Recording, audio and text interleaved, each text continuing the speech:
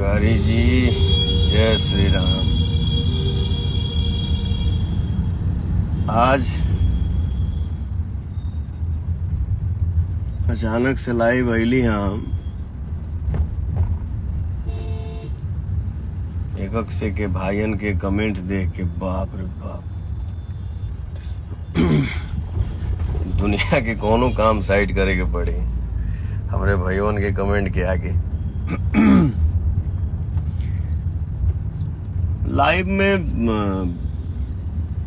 बहुत कुछ क्या कहना है।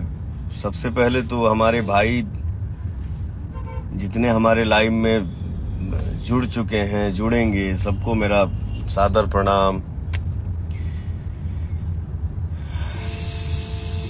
सब भाई हम